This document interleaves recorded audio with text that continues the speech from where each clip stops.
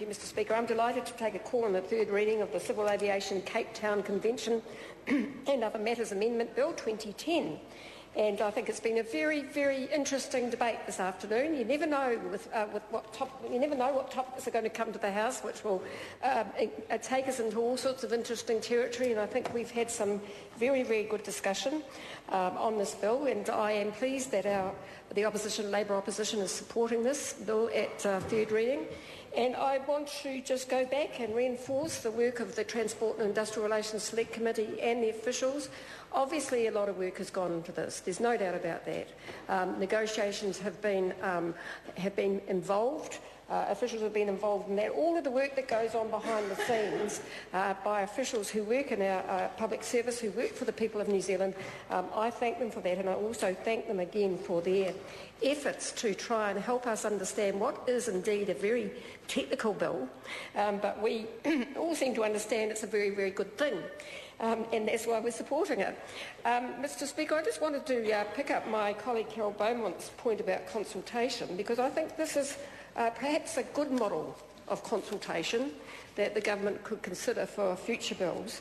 And I was looking in the national interest analysis where it talked about the consultation that took place. Obviously, this was started under the previous Labour-led government, so there was consultation with the aviation sector, the Financial Services Federation and Toll New Zealand in 2005-6, and then in May 2009 further consultation was conducted with a range of aviation parts of the aviation sector as aviation stakeholders. And it's interesting when you go through them because there was a variety of views, Mr Speaker, to start with on this bill. Air New Zealand, of course, first proposed consideration of accession, and as a group of companies continues to support accession. And I'm pleased, just speaking about Air New Zealand, that I've had the opportunity again today to commend our national airline, to say how proud we are and say how thankful we are that a Labour-led government rescued that, bought it for the people of New Zealand, and it's a very high quality, high standard airline, and the 8,000 workers that work for Air New Zealand do a fantastic job. Airwork New Zealand Limited supports accession. The Qantas Group, which of course is no longer here, but their subsidiary Jet Connect, was neutral but has now decided they support accession. Pacific View was originally supportive but didn't respond on the subject of internal transactions, so I don't know what happened with them. The Aviation Industry Association New Zealand can see benefits to industry from accession and remains supportive. The FSF was originally supportive, provided internal transactions were excluded from coverage, but has since agreed to internal transactions being covered. The Royal New Zealand Aero Club, which is a general aviation interest group, supports accession.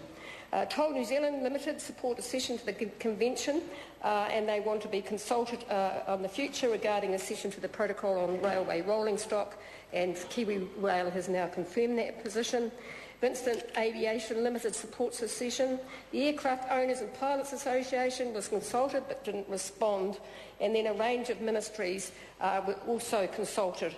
And then, as I've said, Mr Speaker, the Select Committee then examined this treaty with the assistance of the officials. We were given a very good explanation. As I said, it's a highly technical convention, and so it was, I really did appreciate the fact that there was a briefing to the committee, because sometimes select committees can, just decide that these things are just a little bit too boring and let's just do a standard report back to the House. We didn't.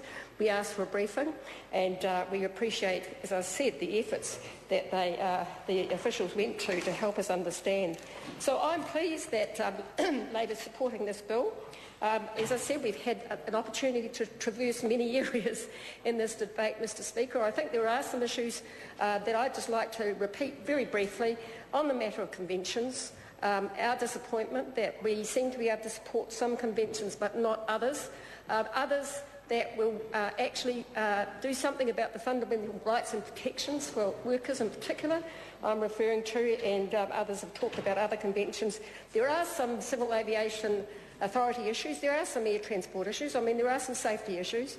I'm interested in those. And again, I think the Civil Aviation Authority does a fantastic job with the scarce amount of resources they have. And I did have a bit of a concern about this, that they were going to be expected to implement this convention with no extra resources. And of course, we asked the Minister about that and got no response to that. So, in closing, Mr Speaker, I want to say again thank you to everybody, to the officials in particular, but also it's good to be part of a bill where the whole Parliament is supporting it, and we're pleased to support it.